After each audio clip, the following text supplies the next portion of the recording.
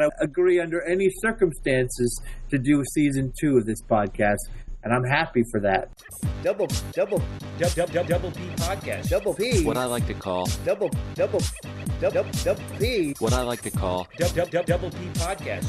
Welcome to Myfanwy's Epiphany, a podcast about The Rook, a new supernatural spy series on Starz television here in the United States, as well as multiple channels all around the world, including Australia. G'day, EVA. In England. Jolly ho, EVA. As well as other countries we won't talk about. We're going to be talking about episode 8, entitled The Rook, of The Rook's first season here, where Myfanwy finally unleashed. Myfanwy unleashed. We are 3 book readers who love to bring book reader bias into our reviews of the TV show. So, guys, when we go around and give our ranking for this final episode of the first season, you can go ahead and give me your ranking for the episode as it is, or if you want to give a ranking for the entire season, I'll accept that as well. Let's go to our resident grumpy book leader. It's a guy I like to call Double C. Double C. Chevalier Catfish. You sound low energy, Chevalier Catfish. I should be happy. I am giving. You know what? I'm gonna take you up on your offer, Pawn Bubba, and I am going to give a season ranking, and of course, I'm going to do it in the Triple B system. Triple B. Yeah, the Blue B boosters, and I'm going to give this season a 1 Blue B booster. Is that out of 10? That is out of 10. Maybe out of 100. Could be out of infinity. It is 1. It's the loneliest number. I will say, as the season ran on, I ran out of things that I wanted to write down in my notes.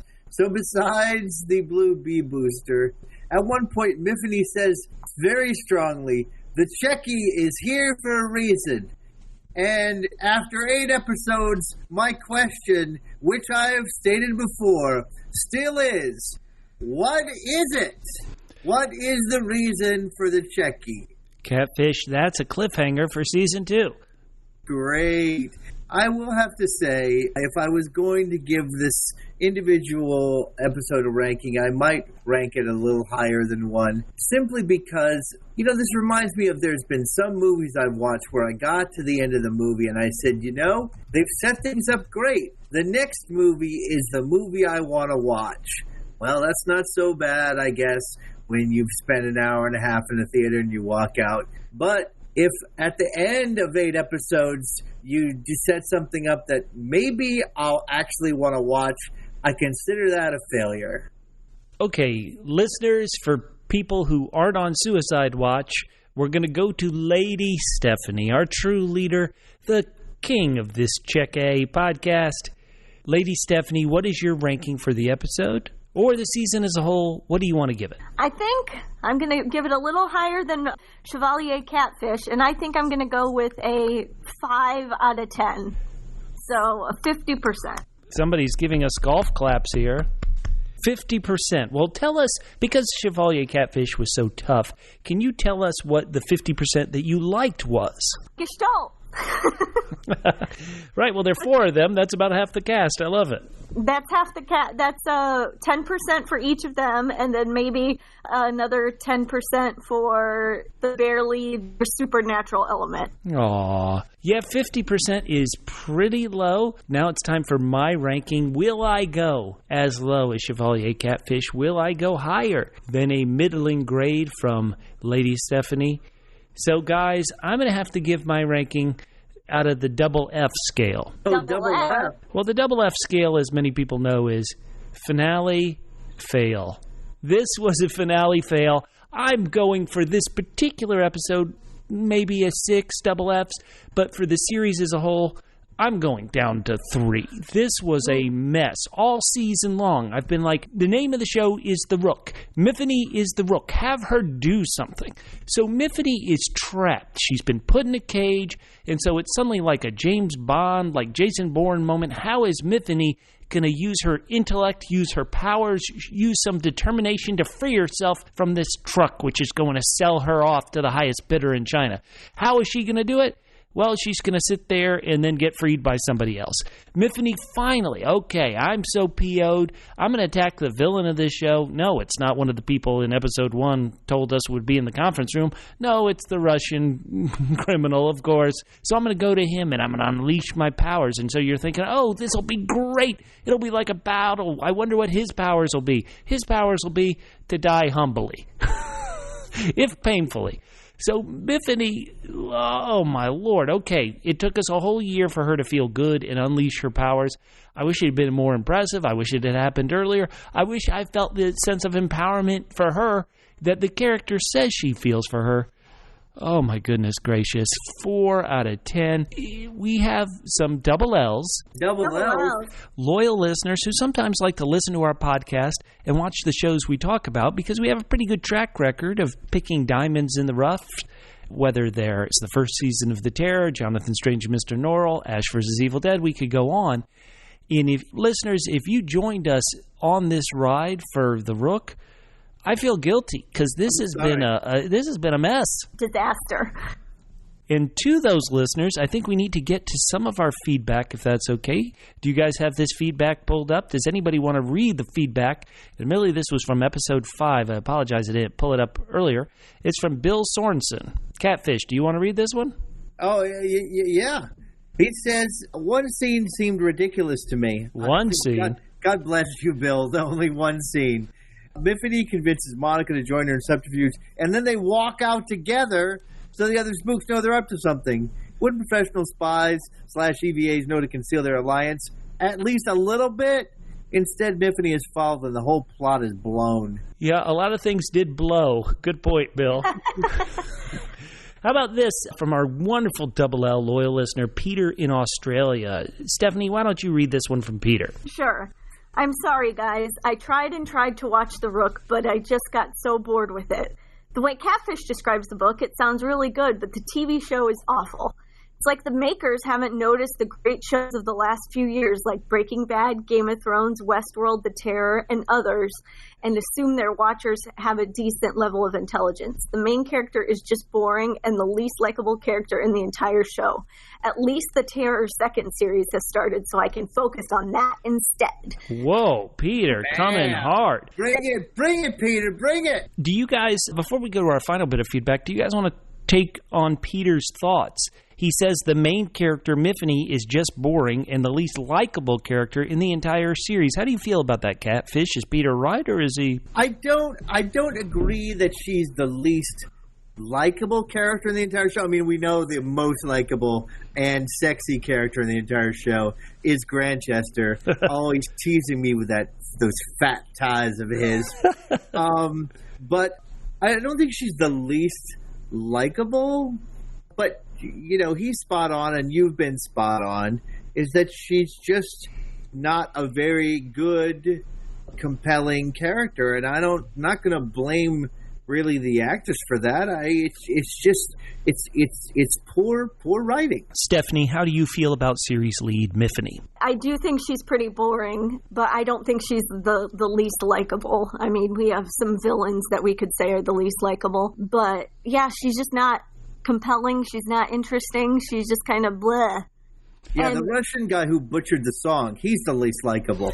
And she's not supposed to be like standing out and everything, at least in the books, but she's just so lackluster. It's Gestalt shined brighter.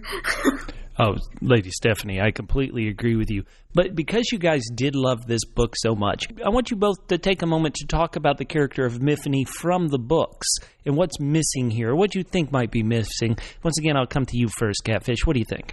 You know what? I feel like I'm blathered on about this.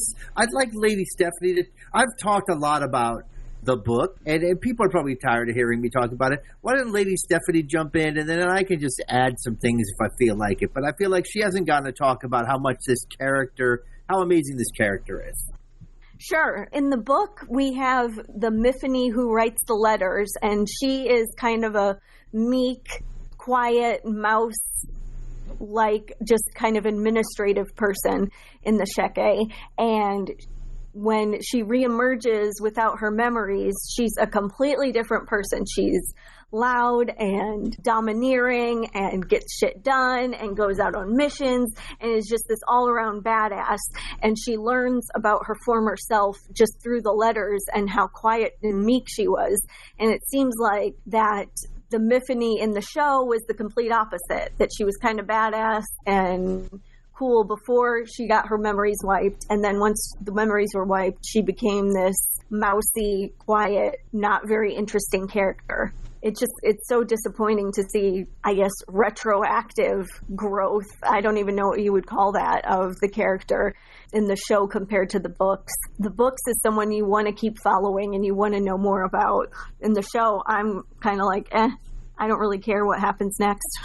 You know, another thing that I'll add to that is that, you know, they already had a hard time translating this book to the screen because a lot of the beginning of the book is an internal dialogue. Yes. So it was already difficult to sort of to show that change, which I think is vital to making the character interesting. And so I don't know whether they just said this is too hard, so let's not make her the person that does anything. I mean, she grows so much in the book. You're so much on her side because through this traumatic experience she has of losing her memory, she comes out of it a stronger person who stands up for herself more.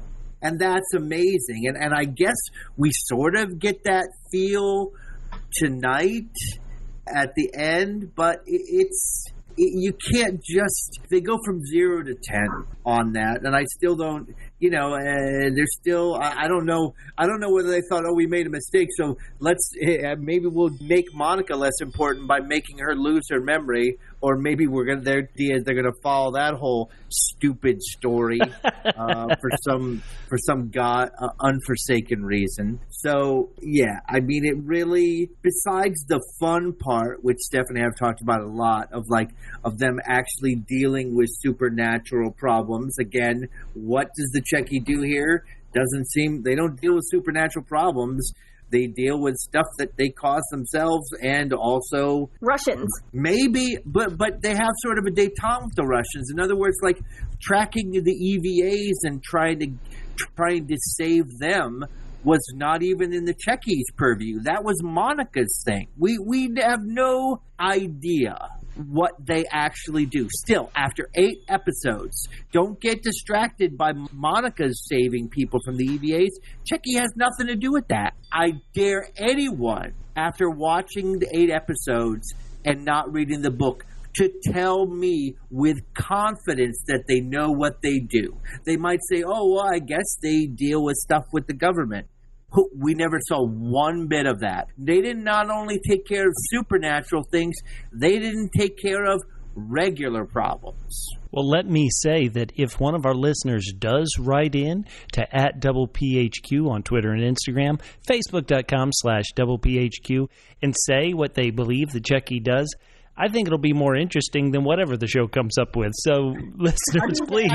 I mean, you guys agree with me, right? They've never have specified what the Checquy does. You're on a need-to-know basis there, Catfish. Yeah, well, then good. You know, Bubba, I would like you to read this next one, and then I want you to read the tweet that Double P Media put out, and then I'd like to do the response of our loyal listener, because this is beautiful. Okay. They really know how to speak to Catfish's heart. So our social media intern in charge of our Twitter account @PHQ, he tweeted out, "Who's ready for the season finale of The Rook?" And Endless Mike @EndlessMike03 put series finale. Oh, that's not nice. But I want to read this tweet and talk about this article from Paste Magazine. So Paste Magazine's television critic, Allison Keene, she wrote, in the tweet, she wrote, "I liked The Rook well enough, but it really whiffed that ending." And the title of her article on Paste Magazine is, "The Rook concluded chaotically, but should it return for season 2? ? I want to ask both of you guys, Lady Stephanie, I'll come to you first. Should the show return for season 2? Has it earned a season 2? Where would it go in season 2? Stephanie, those are 3 questions I'm throwing at you. I apologize. Take whichever one you like. Oh, boo. Oh. Boo. No. No season 2. Where would it go? Maybe they could explain what the Checquy does, and maybe they could actually go into the actual Rook book. But no, I don't think it deserves a season 2 because season 1 was such a mess and confusing, and where are we? Catfish, what about you? Season 2 thoughts, dreams, fears? Well, it's funny is all along, even though they gave us plenty of reason to believe that Myfanwy's sister was really her sister, because that whole storyline was really weird and the actress acted odd, I really thought she was a fake sister the whole time. So now they're setting up some sort of road show with the fake real sister and Lady Farrier, which I don't understand. It seemed to me that the Checquy might decide to go rogue rather than be chained down. And so that's a possibility, which then the answer to what does the Checquy do would be protect itself against the government, which, we've had a lot of that BS this year. The infighting, the budgetary concerns, woo, thrilling, edge of your seat stuff. That's what could happen. Again, it's really hard to figure out where it really could go since we never know what they were supposed to do. But to answer your main question, it definitely should not continue. It did not. It didn't rate continuing. Okay, guys, we are going to cover this episode as best we can. You can tell we're all a bit down on it and the show. We hope you continue on with us, continue listening. If you liked it and enjoyed it, please write to us. We're not the lords of opinion. Please, we want to know what you think. Once again, at DoublePHQ on Twitter and Instagram. Join us on our Facebook page, facebook.com/DoublePHQ. Guys, where to begin? They titled the episode The Rook, which I find the somehow even less thought-provoking than their earlier episode titles, which were Chapter 1, Chapter 2, Chapter 3. It shows such little effort into creating an episode title that it certainly put me off on the wrong foot when this episode began. You still prefer my episode title for this week, don't you? Sorry, what was that? Well, last week's was Prologue, and this week's is Epilogue. Oh.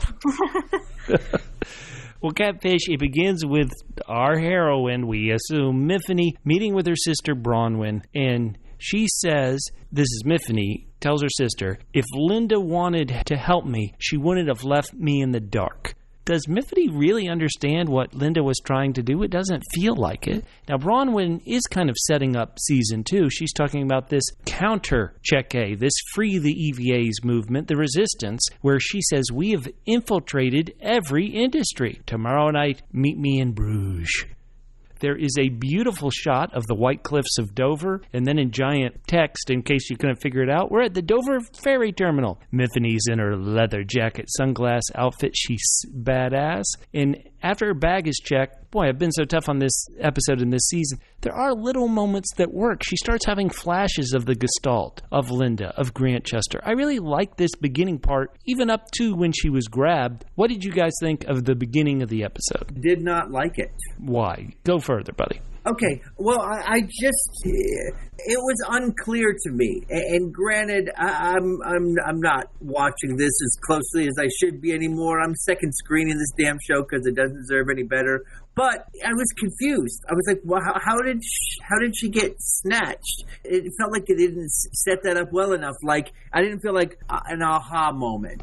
Like, oh, this is what's going on. I agree. Yeah, there was no aha moment other than, aha, I've been grabbed. After the opening credits. Right, but even then, and,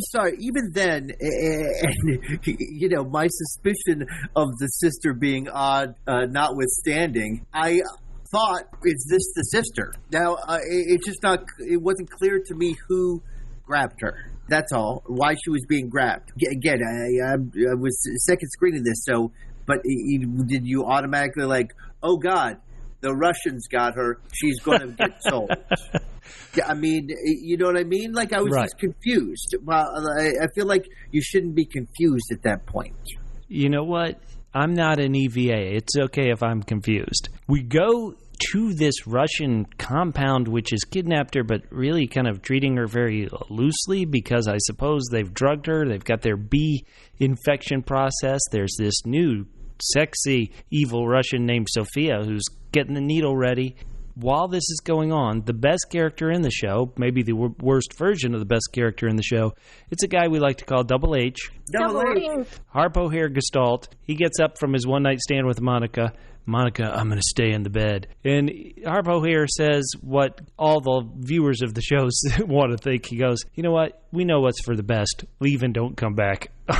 That did make me laugh. That is ice cold to Monica Reed. What did you think there, Catfish, about your girl getting dissed by Harpo hair? It is, considering how they made it a big deal, like he you know, they wanted to do the Freaky Five-Way. You know, they made it seem like it was something really hot, and now they don't care about it. They care as little about it. The show care as little about it as I did. So they're just going to toss her to the side.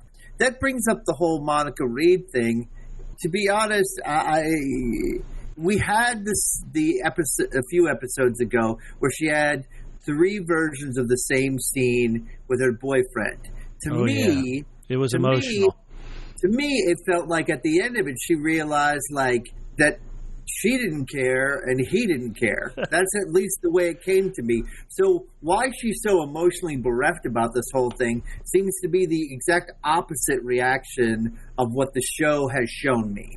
So just because you're going to confuse me doesn't mean I'm going to be more interested.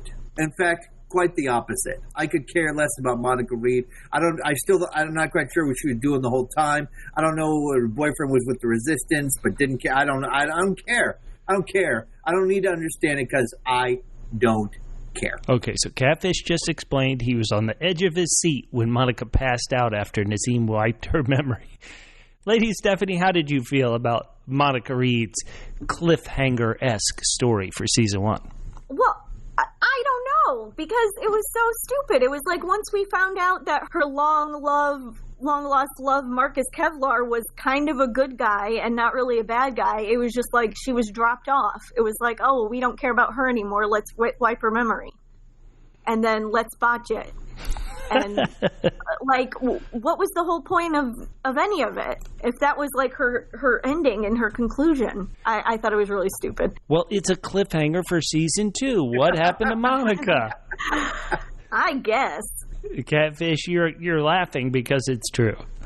I'm laughing because I'm not the only one that doesn't give a crap what happened to Monica. And I liked Monica throughout the whole series, but, like, they just punted her off into nowhere's land for, like, no reason. I mean, it's like, is it so bad? I mean, is sex with 4 people so bad? Your initial reaction is 1, depression, 2, let me find this EVA who everyone was interested in, who is now hiding out playing a public soccer game. No, he's at the new EVA school. Oh, that's the new EVA school? Where do they get the money for that? You don't want to know. Myfanwy's safe deposit box. I'm kidding. I don't know. Grantchester's girlfriend. Right. Listen to me, Catfish. I'm listening. I Go just ahead. want you to tell me. Yes. Which character were you more intrigued by? Monica Reed or Marcus Kevlar? Oh, it's definitely Marcus because the whole season, you know, I cared so much for Monica that I cared what she was doing, and her whole storyline had to do with Marcus. And then when it ended so strongly, I was just really blown away by the whole thing. Let me tell you something. Monica learned an important lesson. You can't regret what you can't remember. Boy. And you will remember this episode of The Rook for the rest of your days. I'm so excited about it. Why? Because it did feature your favorite character, Grantchester. He's planning. He wants one central Checquy, not a bunch of each country having their own, but one central Checquy. When who comes in? Jennifer, a.k.a. the Home Secretary, who finally, after all these screw-ups, is shutting down the Checquy. And she gives Grantchester a real pep talk by saying, now that you're king, whatever happens, it's your fault. Were you guys worried about what might happen to the Checquy at this point in the show? No, because we don't know what they do anyways. Catfish, you're silent. She's right. I mean, I'm not I don't care about the status of the Checquy vis-a-vis MI5. What does it matter to the people we care about, whether they're funded or whether they're with MI5 or whether they're whatever. I mean, I think my feeling stems out of what Stephanie said. Like, they don't do anything, so it doesn't matter where they are. It doesn't matter whether they've got them. Maybe, they could put them in a rec center at a kindergarten or a public playground, and they would do just as important stuff as they're doing now. You say they don't do anything. Did you see what they did to Lorik? You mean that one that did to Lorik? Yeah, sorry, that Myfanwy did to Lorik at the end of the episode? I thought it was, wait for it, shocking. Dun dun. Oh, God, damn you. So there were 15 minutes into the episode, and I was really glad that they didn't show any powers in those first 15 minutes. It's all just serious stuff. So Hottie Sophie from the Russian cartel, she's acting like a concierge. Sophie brings Myfanwy to a vulture bidding process, and they sell her pretty good. They say, hey, we've got this defector from the British Checquy. China bids 25, Russia bids 30, private bidder 40, and it's pretty good. It's a good bid, and I'm pretty sure the winning bid is $75 million to China. What would you do if you won Myfanwy, Lady Stephanie? What would you do with her special powers? Oh my gosh, vanquish all my enemies. Love it. Catfish, what would you do if you spent $75 million on Myfanwy? Well, I'd be upset because 10 minutes later, turns out I could have had Farrier and her yoga abilities. Right, for only $11 million more. Linda, with her ultrasonic diaphragm boom, went for $86 million, 11 more than Myfanwy. Who's worth more? And what's crazy to me is that, first of all, they really pumped up Myfanwy, but they didn't say anything nice to Lady Farrier about how, look, we set a record earlier today and then you just broke it. But also, you would imagine that the level scale for EVAs, they have levels, that it's not like golf that the lower is the better, but it's like an earthquake. A higher is the better. Myfanwy, level 8.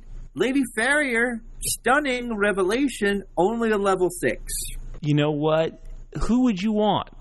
Selling EVAs is evil, but there's a good profit in it. So which one would you buy? I think you definitely want Myfanwy, because Myfanwy can do it at the drop of a hat. Lady Farrier, she's got to have a bath, she's got to have candles, she's got to get ready. Like, she needs serious prep time. And Myfanwy, boom, it's like that. Did I miss it? They were super smart where they were like, aha, we know that the special blue bee booster shot takes away Myfanwy's powers, but did they say what takes away Lady Farrier's powers, or is it just as I said, they're like, well, we know she didn't take a bath last night, so we're okay? She just needs to go to the spa and she'll be as good as new. But what I'm saying is they didn't show us how they were able to shut down her powers. Or the little girls. So let's talk about what theoretically happened, okay? With with Linda Farrier. Could I just say that is not a good word to have to use when you are discussing the season finale of a show? When you have to use the word theoretically. Listen to me. Okay, you ready? So Grantchester went to see Linda. Remember, she opened the episode in a cell. And Grantchester tells Linda, he's like, listen, I demand secrecy. You do it, you'll be released. He whines to Linda, the Home Secretary is shutting us down. Linda's like, listen, the Checquy is not just an agency. It's the only family some of these EVAs will ever have. So when Grantchester hears that, he thinks, well, I got to do something to save the Checquy. He goes and meets with Lorik from the Lugat. Lorik will stop the review if they release Peter, and possibly if he hands over Lady Farrier. Did Grantchester give away his boss? I didn't pick up on that. I didn't either. Well, the episode didn't make it clear. And also, it didn't make any sense unless it was his long plan, because they didn't know about... Well, he was reacting to Lady Farrier getting kidnapped, wasn't he? Or was he reacting to Myfanwy getting kidnapped? It's tough to keep them straight. Well, because Gestalt found out about Myfanwy, right? And then they went, right. and then when they went, she said about Farrier. But I thought he didn't get upset until it was Farrier. So I'm just saying, I don't feel like he's the one that gave up Farrier. It just seems that would be interesting. When you let people go, obviously, they're going to get kidnapped and sold for millions of dollars in a way that no one in the world is going to be able to notice what happened. In other words, these people are spending $85 million and we never see the result of any of their actions. Those lazy bums in China's Congress just write these checks and the taxpayers are like, what's this for? We've never seen any of the profits and benefits. That's exactly right. You nailed it right on the head, Bubba. All righty. So they stick our girl, our hero, Myfanwy, in this truck. She's about to be shipped away. All hope is lost.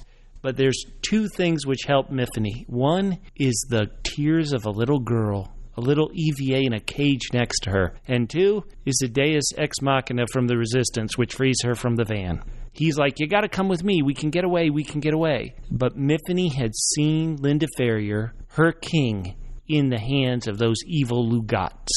And she's Lugat to go rescue her. This, I'm not saying it was a great build-up. Like I said, I hated that Myfanwy didn't free herself. Does James Bond always need somebody to do stuff for him? Ignoring that. But she goes to save Lady Farrier, so I still had some hope.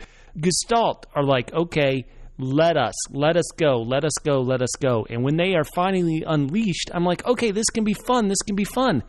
But then the Gestalt's fun is just shooting people with sleeping darts? ? Well, that's because the thing is, they have no real power. The only real power they have, and we saw it, is that they can see where the other person is, and so they can sneak up. They can see, oh, that person's in trouble. So as long as the person holding the gun is going to give them one of those evil monologues, I've got time to sneak up behind them and take care of them. Now, another thing that happens is Myfanwy does take charge here because, Gestalt tries to put Myfanwy in a corner, a.k.a. the bathroom, and at least she gets out of that. But yeah, it was a tough jam she got into there.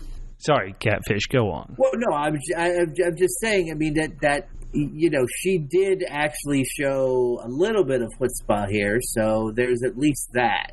I think they were trying to portray Myfanwy as some heroic, like, oh, look, she cares about this little girl, and then she cares about Farrier, so she's trying to save everybody but herself, and it just didn't work. No, it sadly did not. So, okay, she has somehow escaped the bathroom, and Myfanwy is going to find this evil Lorik, the true villain, who really has always been, hey, I'm a villain. Hey, everybody, I'm selling EVAs. I'm selling AVAs here. Anybody got a problem with that? Come on.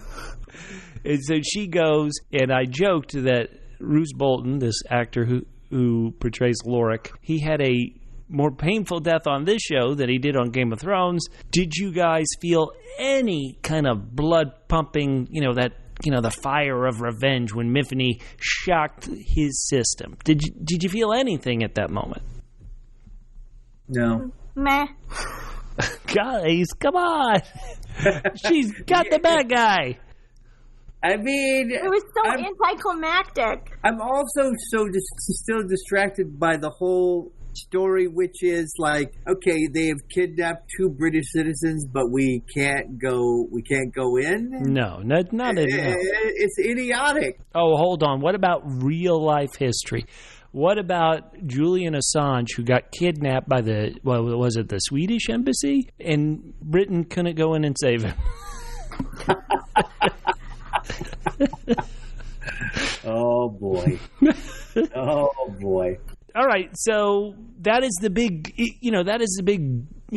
bang, bang moment. The way she snuck in past all those guards really showed how resourceful she was and how cunning and sneaky she could be. And she didn't wait for the resistance to save Lady Farrier. She saved Lady Farrier herself. Well, no. I mean, she killed the bad guy, but it was Gestalt that saved Lady. Gestalt took care of everybody else. Yeah. I mean, how can you say that she did it? She got one guy. Wait, how can I say? Well, I just open my mouth and I say that she did it. Okay. Myfanwy's the hero. Myfanwy's the Rook. Okay, but she took down, I mean, admittedly, the guy who is the big bad. You know, would have been nice to know who the big bad was earlier in the season.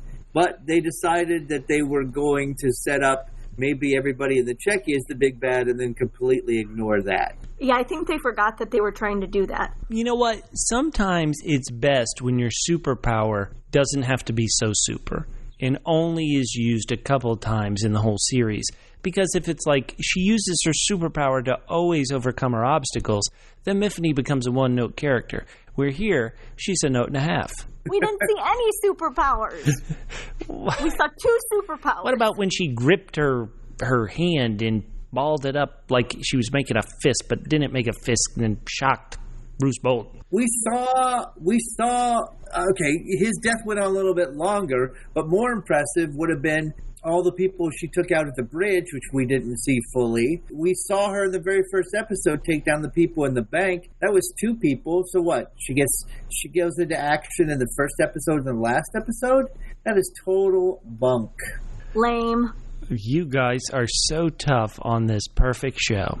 Now listen to me. Yeah, listening. Russia is blaming the UK for what's going on. Myfanwy and the Gestalt, even though this is like breaking news on British television, they can just walk around free after their assault on the Russian compound, and like nobody stops them or there's no repercussions. Nah.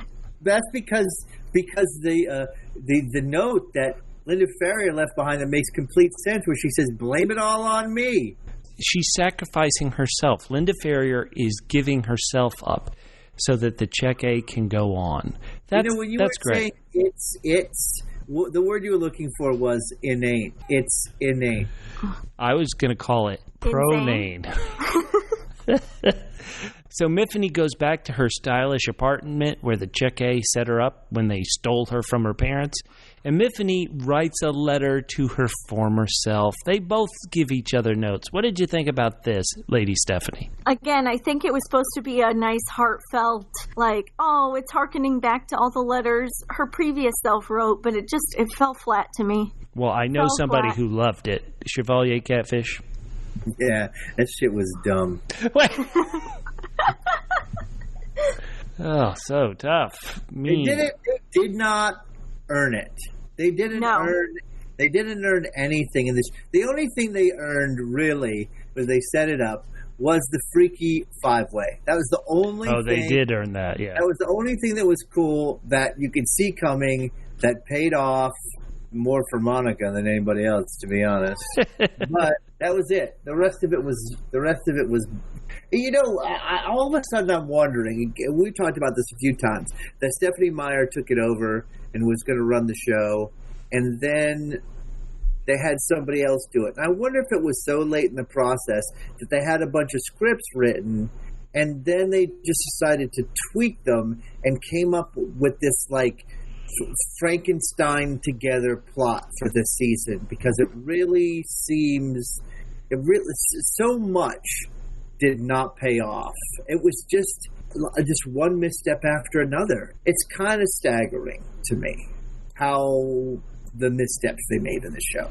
Shameful that you would call them out. All right, guys, I'm going to go ahead and we're going to wrap this up by, first and foremost, there is somebody on Twitter, Emily N. Bartz, who's at PHUSAZA, who asks a really good question I want you guys to answer. How do the Gestalt get paid? Do they get like one paycheck or 4 paychecks and then file one return? How do you think that's working for the British tax system over there? In the book, they got 4 paychecks. Love it. I think they get 4 paychecks too, because, you know, they did it again on this show where I feel like they're trying to have it both ways, where that Gestalt is the same person, but also 4 different people, because as they're talking, Myfanwy's talking to one of the Gestalts. I think it's a female Gestalt, and she walks away. Seems like the conversation's over. And then one of the other Gestalts, I think it was Harper Gestalt, came up and said, like, I'll be sad if you leave, but I'll understand and I'll let you go.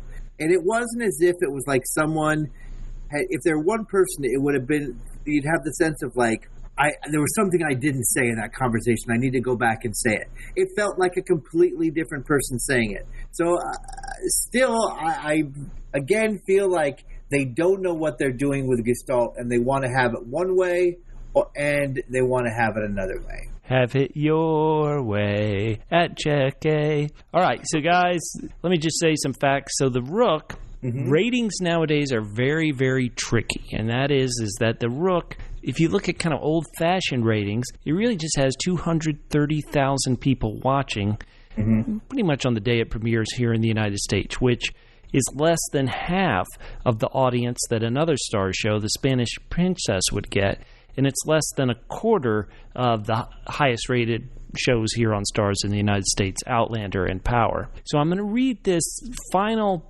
paragraph from Allison Keene's article on Pace Magazine about what would they do. And so she says, a new season focusing on Farrier and Bronwyn and Gestalt, rescuing EVAs and working against the Lugat or organizations like that would be a lot of fun, but it would need to go deeper than this first season did in every way. Because of Myth's initial confusion, we never really got a sense of what the rules of the Checquy were, what it achieved, or its value, or even what its chess piece organization really meant. That only compounded a lack of character depth. The season began in a fog, but it never cleared. If it does move forward, it will need to embrace a more precise path. Do you guys agree? Any thoughts? Anything else we should say? And then about season 2. Well, I think that was beautifully put. That all the things that we have been articulating angrily, that you know, the one thing I wish you'd said was, "What does the Checquy do? What do they do?" All caps. All caps. What do they do? I mean, I feel like I feel like they didn't set up a good enough foundation to kind of deviate from that and shake things up. If so, they're going to have to make it a completely different show in the second season. I mean, this is kind of the problem with the book. I loved the first book, and I knew that I wanted the second book, but I knew there's no way it could be as good because of what was going on in the first book, not just what they do in the Checquy, but also that it was sort of a mystery too. But, you know, they'll have to completely shake it up. But who cares? I don't care. Ouch. Lady Stephanie. I like the part where she said that it started in a fog and it never cleared, because that's exactly how I feel. It started kind of confusing and it never really got less confusing. They just kept adding more and more parts to it. I don't think a season 2 would work. Even with them chasing EVAs and stuff, it would have to be, like Catfish said, a completely different show. Well, for me, that different show, Lady Stephanie, could focus more on the Gestalt. Am I correct that the Gestalt are also Rooks? Is that true, or were they a different chess piece, bishops or something? Okay, if they're Rooks, focus on them. The show got one thing right, and it's certainly a carbon copy of the character from the book, but focus on Gestalt. A whole show focused on them would have been fascinating, even if it didn't have a lot of superpowers or a set villain. Just focusing on them, I would have been hooked. And if you could come back for season 2 and beef up the part of these 3 really talented actors who play the Gestalt, maybe I'd come back too, but so tough. Guys, any last thing you want to say before we get to our Myfanwy Epiphanies of the week? I just want to say this, Juan Bubba. Yeah.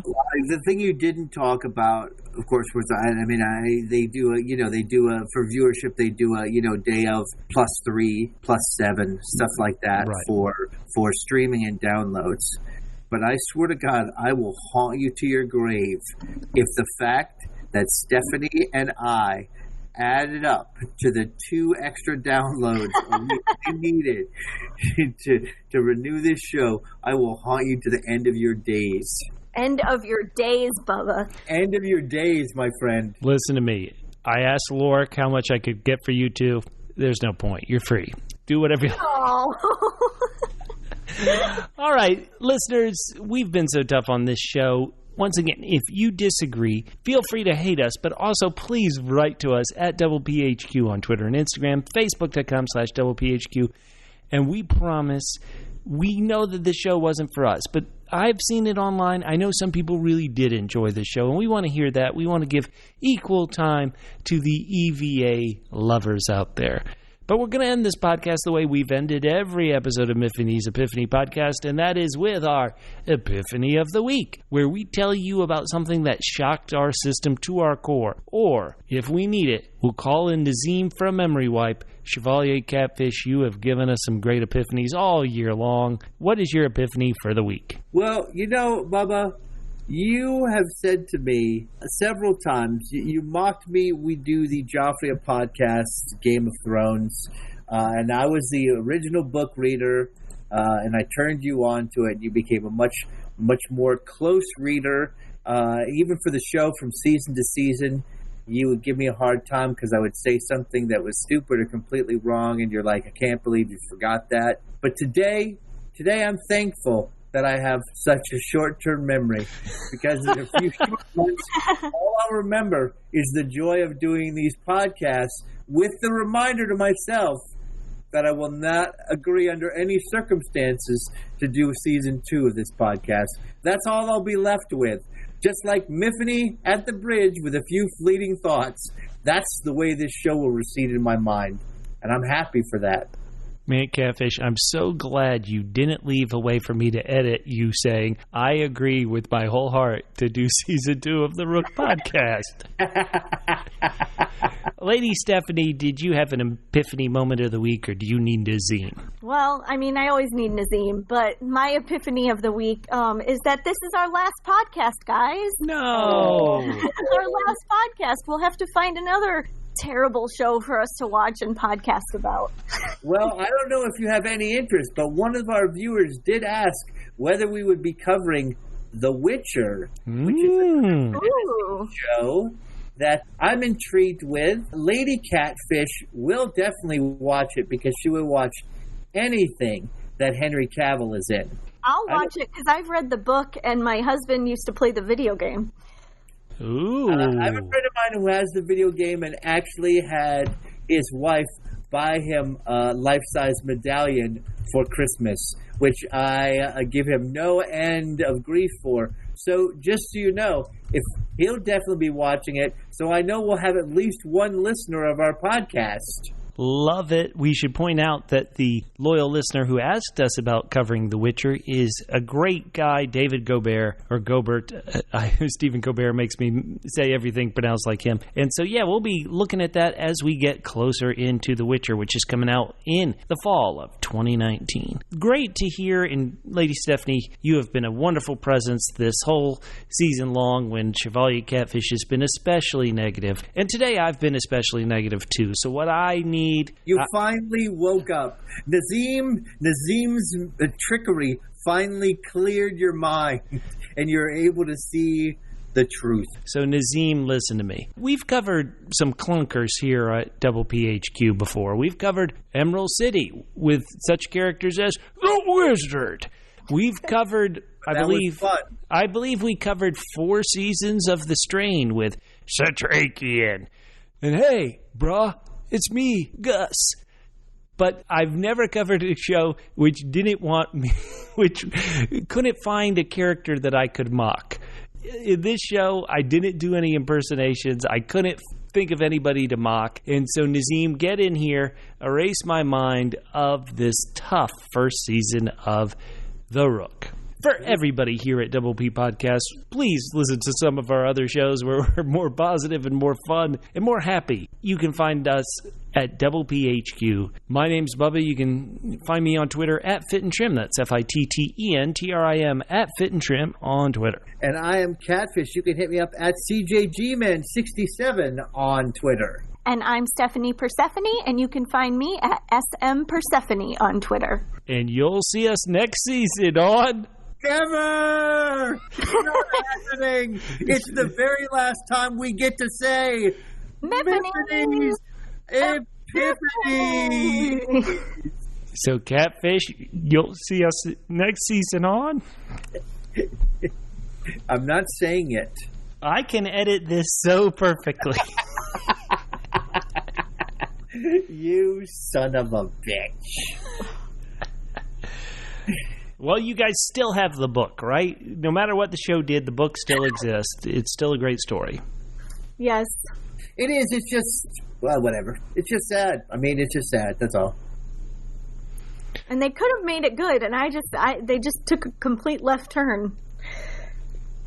It just puzzles me. I don't, like, why? Why? You say to yourself, like, you know what, we'll turn it into this because this will be more interesting. But that was not true in any way, shape, or form. No.